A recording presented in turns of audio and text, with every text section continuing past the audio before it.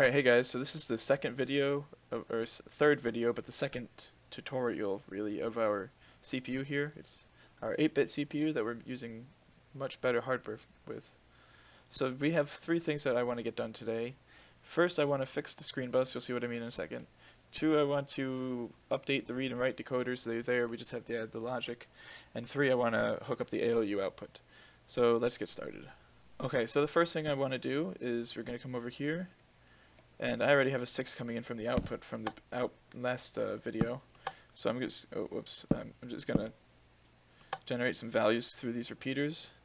And then I'm going to add a block here, like that, and a block here, like that. And then we're going to notice that we have to move this back, like so.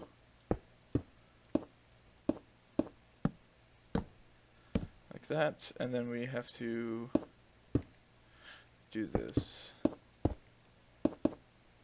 Oops.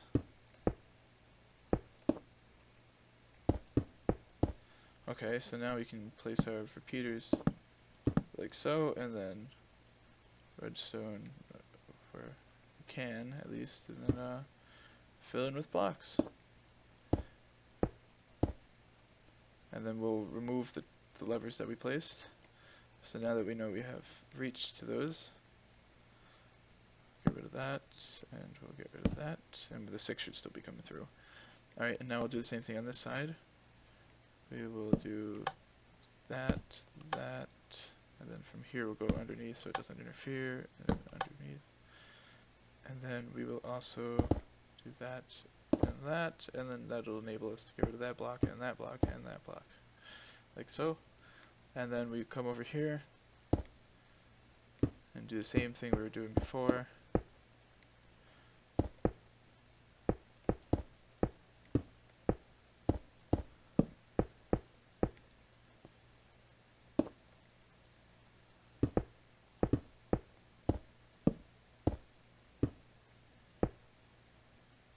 Oh shoot, I could have left that one.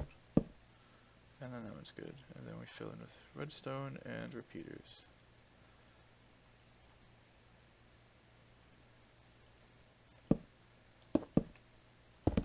Like that. Okay. And now we get rid of the torch, the levers, our power, our signal. I guess I should say it's not really power. This is not really power in Minecraft. It's all just signal. And so now let's get started on another part. Okay, so we fixed the screen bus.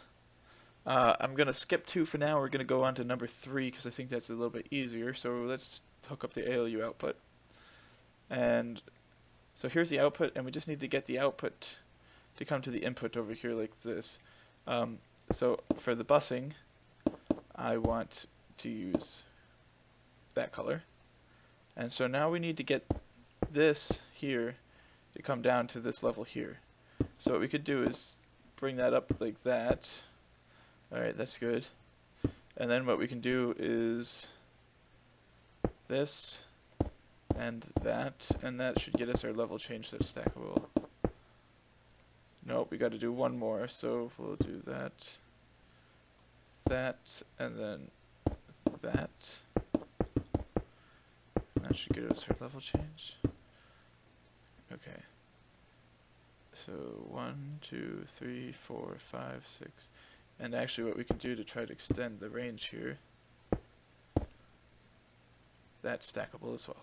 So we have 1, 2, 3, 4, 5, 6, 7, 8, 10, 11, 12, 13, 14, 15 right there. So if we can somehow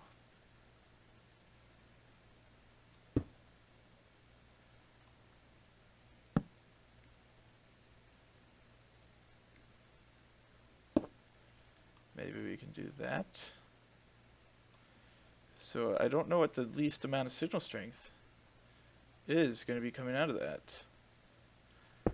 Maybe we could design a better way here. Oh yeah, screw these outputs here.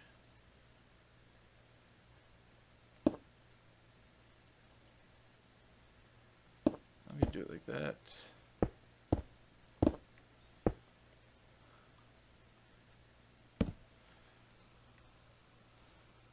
So it is a 2-tick shifter. I guess that counts because if we're going to add this delay here, that comes over to here. But then again, this is a tick delay. So where do you really start counting? And then like that's a tick of delay through, and then that's a tick of delay. But it's also where the cell that gets it written to. So it's like, where do you want to count the line? So I guess we can count all of the delays. So we have 1, 2, 3, 4, 5, 6. Plus I believe this is a 4-tick CCA 6. So there's 10. Where do we start counting from? We started from there. 1, 2, 3, 4, 5, 6, plus 4 is 10, 11, 12.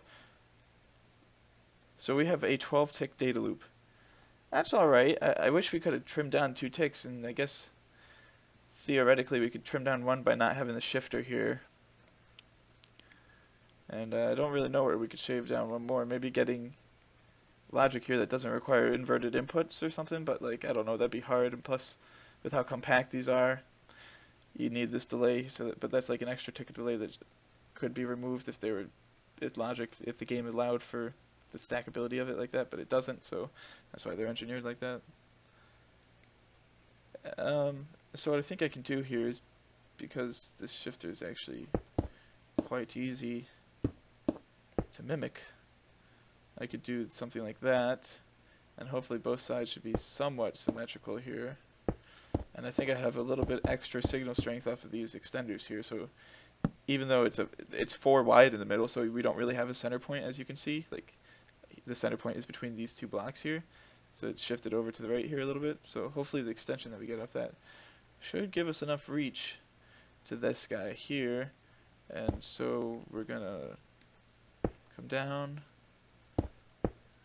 and out here, then over 1, up 1, over 1, up 1, and then that should be good. Okay, let's power in, see how far the signal goes. I hope it reaches. We're too short. Okay, let's how confident are we that the signal coming out? How confident am I that the signal coming out of here is stronger than 3 ticks? Or three signal strength? Because we're not really sure. It looks like this is either all or nothing here. And all of it seems to be coming from there, so this is 1 subtracted out of whatever the input is to this comparator, which is whatever input is to this block, which looks like it is either full strength or it could be really weak. It looks like that could be very, very weak. Shoot. Yes, so that's going to be an issue here. So we might need a less elegant solution here, guys. We may have a 13-tick data loop. Yeah, it looks like we're going to do that just because I don't want any bugs in the future. So the way I'm going to do that is, well, screw it. Well, we still need that blue block there, but this is going to come like this. Then it's going to bus up like so.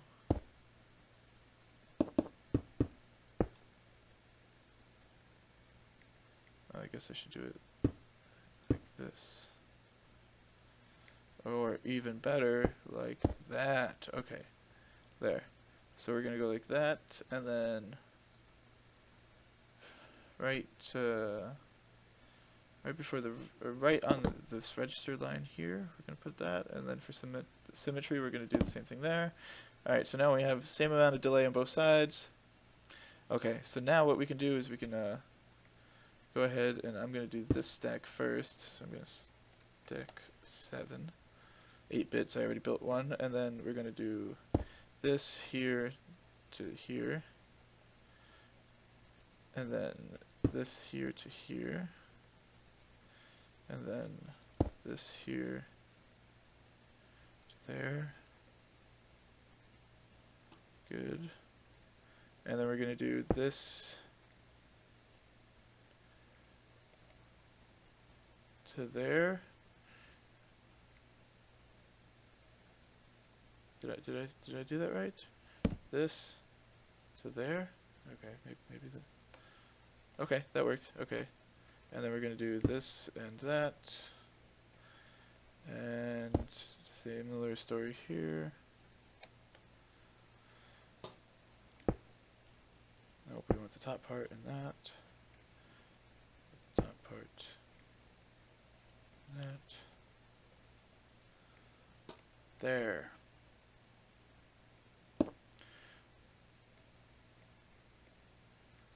The output's able to make it all the way around to there. And now we got our value. Oh, okay. Seems to be broken. Alright, that should be good. Alright, so now we have our output wrapped around the output of our ALU hooked up into the input of our registers. So that's what we just did there. So now we have a full data loop on this thing, which is, it's sad that it happens to be 13 ticks, but it is what it is. I mean, oh well. Oh, and the reason for these half slabs is so that it would stack correctly, like that. If we didn't have these half slabs, it would kind of like zigzag its way over as to height. It would look much worse, even though the zigzags or the half slabs are kind of unappealing because there's half slope instead of a full slope. Whatever, we'll live with it. All right, so now on to step number 3, which is the decoders, the read-write decoders. Okay, so we're going to position ourselves down here, and first off comes a lesson in why a zero register doesn't exist, or what a zero register is, because it exists but it's not addressed, and then we'll build the decoder. So first off, in our CPU, when we're not reading a line of code, there's our zeros going into the CPU. So we don't want the CPU to be doing anything with those zeros. Let's say, for instance, accidentally in the opcode section, there was something there, but there was zeros elsewhere in the rest of the code. So now what basically would happen is, in the read and the write sections of those parts of the ISA that have zeros, they will not be reading any output from a register. That's what we want. We don't, when we put zeros in, we don't want out registers to read out like we would in RAM, where we say, oh, there's an address 0 in RAM, and then we could choose to either read or write to it.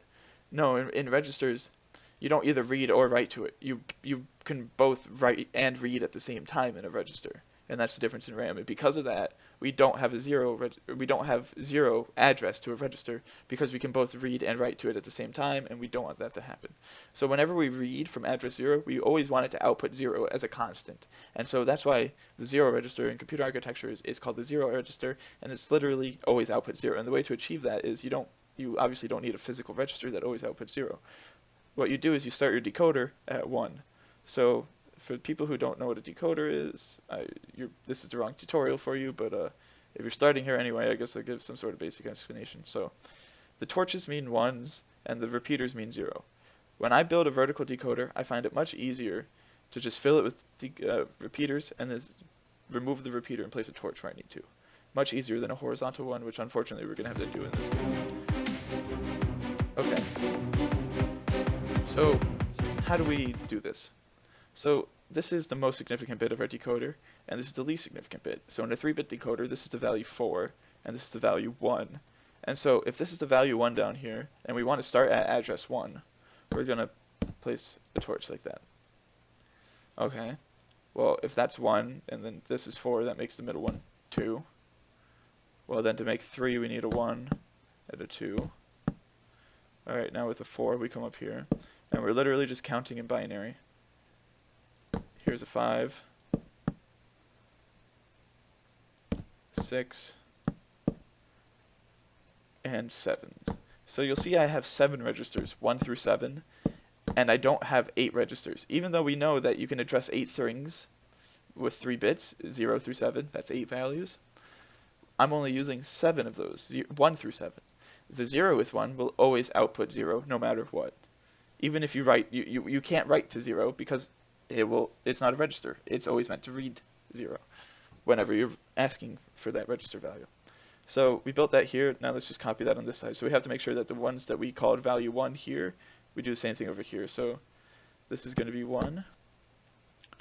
Like for instance, you couldn't have 1 all the way over here and then 2 and then 3 and then 4, 5, 6, 7 like that because you started the other way on those registers. You want to keep them the same values going through. Otherwise, your instruction decoder would be a pain in the ass to build. And there's no reason to do it like that anyway, so I don't know why I mentioned that, but just in case anybody had the idea that they would start at the other side. Nope, we still want the min values and the max values to be on the same side. So we have out of that decoder, they go right into the registers. Perfect. Oh, and I guess over here on this side I never removed. Oh, these are the inputs from the previous episode, so we'll get rid of that.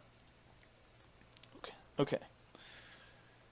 So we did the easy decoders for now, and I guess some people are minimalistic and they like these getting rid of, but you can only get rid of them wherever there's a torch. You can't get rid of them where there are repeaters because you need the repeater for it to stand on. So that's as much torch block removal as we can, and the other reason you can do this is because World Edit will tell you the size of your creation, like how many blocks it takes up, but it's if you have like blocks in there that don't really need to be in there, then should that really count as part of its size? And if not, then I should remove them. So yeah, let's do that and try to see how small, how few blocks we can use to make this thing fully functional 8-bit CPU that'll be able to do like some pretty cool stuff.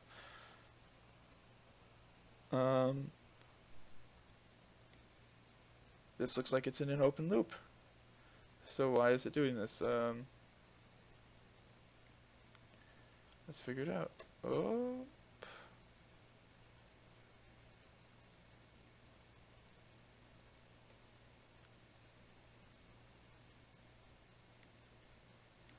Huh, I guess that signal strength doesn't work. Let me figure out how to fix this. Be right back. Okay guys, more bad news. So the only way to fix this is to do some really annoying stuff right now. So the way we're going to fix it is add a torch. Actually, how are we going to fix this? Shoot, this isn't an easy fix. Oh, okay guys, so there's a bug and we're going to have to fix it, and it's going to be a lot of fixing, but it's okay because we're going to get through it together. So the way we're going to do this is, so over here on the side 7 of the decoder, underneath this torch, we're going to place that. Then over here, we're going to, there was a half slab here, we just place a block, place a torch. We're going to get rid of this, and we want to power into it. The one above. Actually, I'm going to go ahead and get rid of stuff like that. Do this like this, actually. So this one is just going to go right above it, like so. We're going to disconnect that. Whoops, that is not what I wanted to do. I wanted to go like that. And disconnect that. Then we're going to go here. And like that. And now we're going to do the same thing on this side.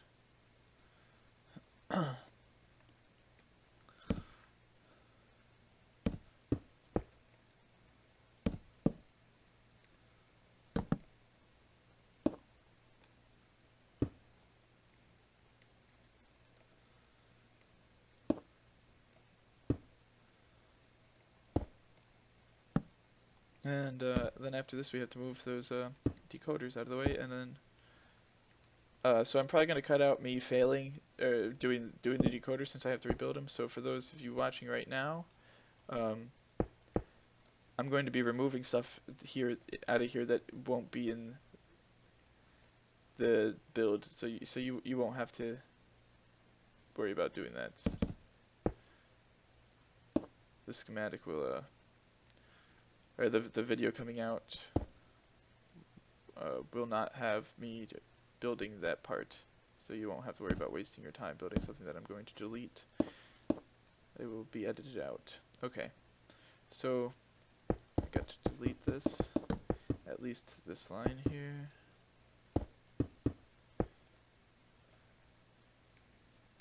And I've got to delete this line here. And actually, I guess I'll do the middle one also, and we'll just move this decoder underneath. I wasn't wanting to do it like this at first, but it looks like this is how we're going to have to do it. Oops. So don't worry, I'll cut this part out of the tutorial so you don't build it. And I'll cut this part out too.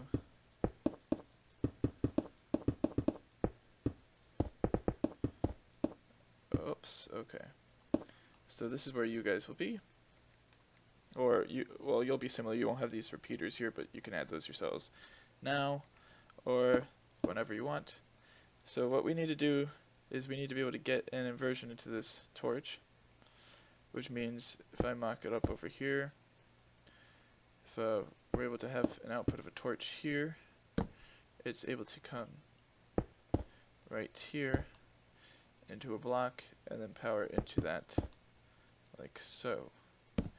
So then imagine this gray thing I just built. Whoops, shit. Alright, so imagine this gray thing that I just built is right here, and this input here is coming out of here, which means we need to shift this back literally 1. Okay, so this decoder needs to be moved back exactly 1 block, and I could fit in a mechanism there to do the double inversion. So if we do this, hopefully this doesn't mess anything up, and we'll just do move, and the dash S means with your selection, so basically the box that you highlighted around it will move with that move that you made. And so if you had to then move it like this, you could just do move again and with your selection, and it just moves it all in that direction instead of moving it from what your original selection it was. So that's a trick for those of you who didn't know. Alright, and let's see if our hack will work. So we're going to come like this, and like that. Okay, so that works. So now we have our double inversion there, that's good, and we have our full signal strength. That's why we need that double inversion. Yes, it adds delay, I know, I'm sad. Okay, so to do this one, it's pretty easy, I think. We can actually do it like this.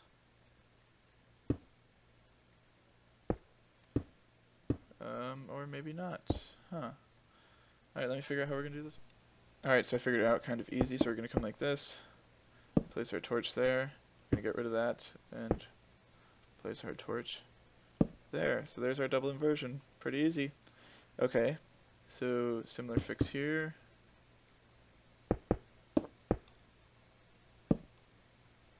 Like that. Okay, this one gets rid of this here. Goes like that, goes like that. 2 torches. 1, 2. Pretty easy now that we got the hang of it.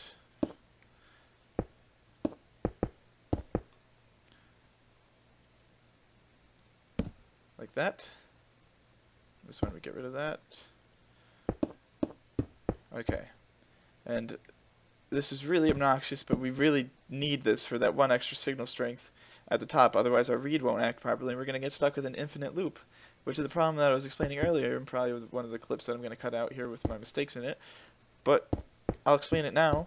We don't want infinite loops. I messed this one up. Shoot.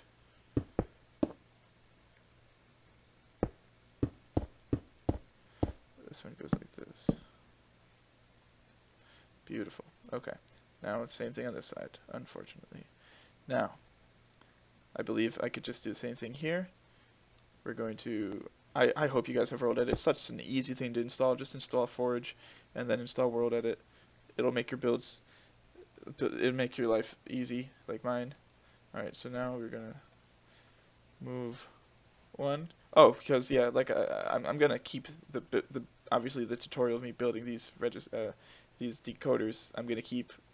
You guys are just going to have to move them back. Sorry. Okay, so same thing here. So I'm actually just going to build the structures and then just add the blocks later. Or the torches later, I mean. Oh shoot, don't know why I did that. It's fine.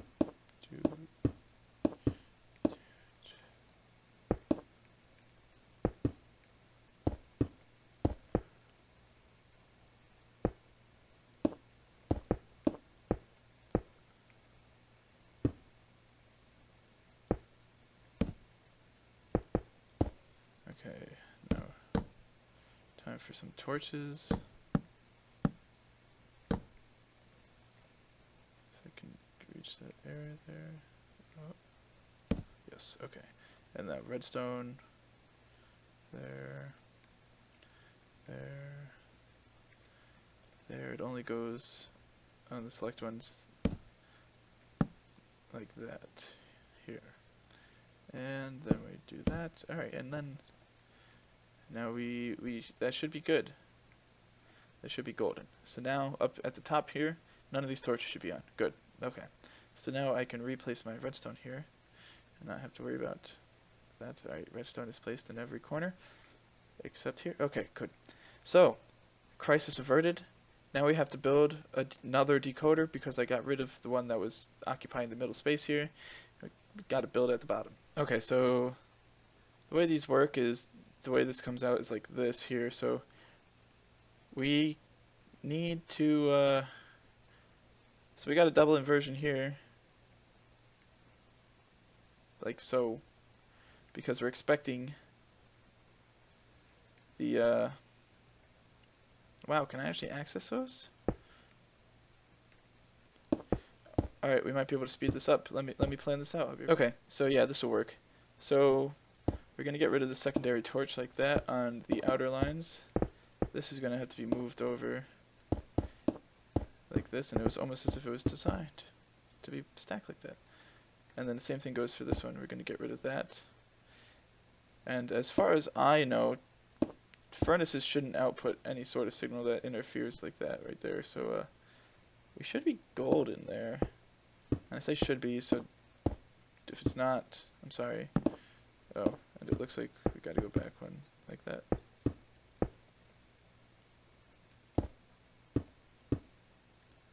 Okay, and so we're able to, even though we had to add a tick delay, we're able to remove a tick delay somewhere in the control path here like this. So yeah, I'm not going to continue to do this by hand. I'm going to stack it with world edit because I'm not a plebeian. So let's go like that.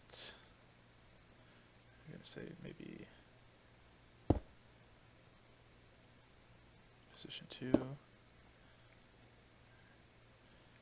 and stack 3. Oh, and that's cool. It did this side's input scheme for us here. Get rid of this. And we can get rid of this, which it also stacked. Cool.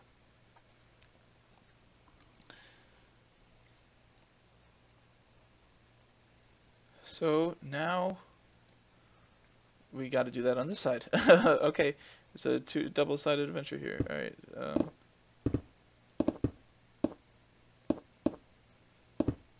Like so. Oh, and this side, the torches or the repeaters should be fine. They should extend where they need to.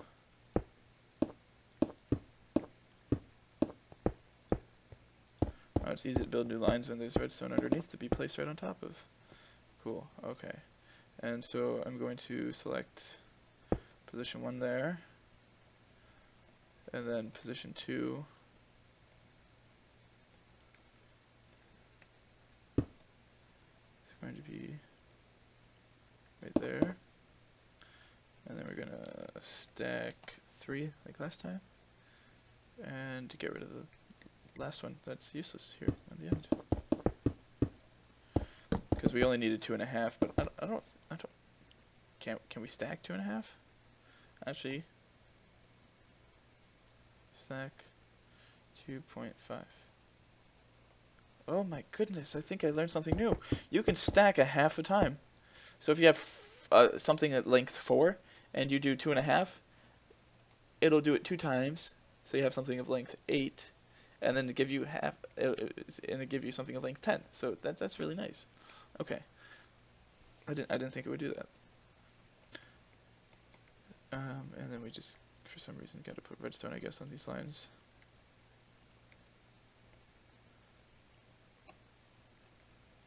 Okay, so right now we need to make sure that coming into this here we have some inverted signal. So what's going to happen is we're going to place like this.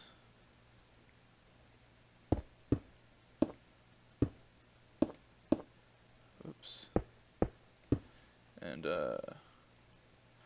cool. So we want to go from here to here. Stack 5, I guess. Screw it, see what happens. Okay. So we'll do on this side here. We have 1, 2, 3, 4. Perfect. Okay, so this is what the structure that we want. We want it to look like this, and then we want what color do we use for decoder? We use green. So we want 1, 2, 3, and the bottom one is going to be purple, because we're going to be using that as explained in probably a video that is going to be edited out. This one is going to be our clock signal. So the clock signal is going to be, we need to trigger at a specific time during our during when our instruction is in the CPU. So we want a clock for that specific instruction. So the purple is going to be the pulse that says, okay, go ahead and update the register now. You have the address, now go ahead and update at that address. And it's going to give it a specific length pulse, and it's going to wait a specific duration into the instruction cycle to give it that specific length pulse. And then that would hopefully then prevent us from being in an open loop. Like, for instance, if we were doing like register 1 gets register 1 plus the value 1, and let's say register 1 was initially 0, if we were constantly outputting that instruction without without the pulse on the write telling us when to actually write, if we were always writing, we're going to be in an open loop writing as fast as the system has in its data path delay. And so that's not ideal. So that's why we're adding this line. The other thing is we want to make sure signal strength works. So from the very furthest point, we want to make sure that it reaches the other very furthest point from the bottom. So that works. And now what we want to do is basically stand here, and then stand here, and then stack 6 times. Perfect. Okay. And now what we want to do is, I guess I should have done this first, is that, and now we'll stack 6 times. Get rid of these. Okay. So now we should have, oh, okay. So we have register and all that, okay. So now over here the registers should be not being updated. Okay, so this is confusing because we can't see the visible repeater lock.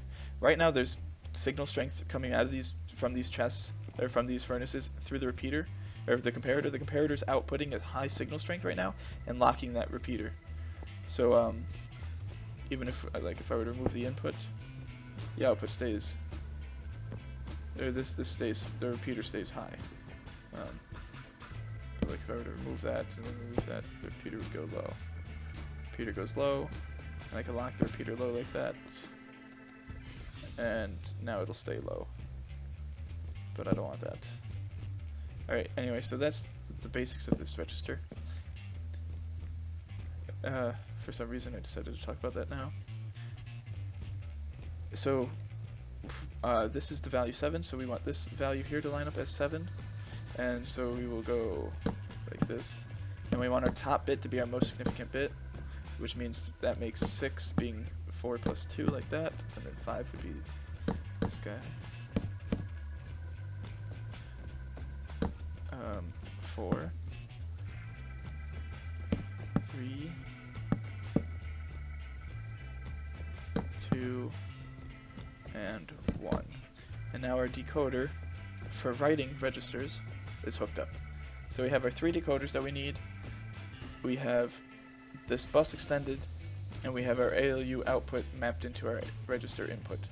So the next tutorial we will probably focus on the instruction decoder and getting this the ALU to perform some logic operations, and I'll introduce you guys into the instruction set, instruction by instruction, as we build this.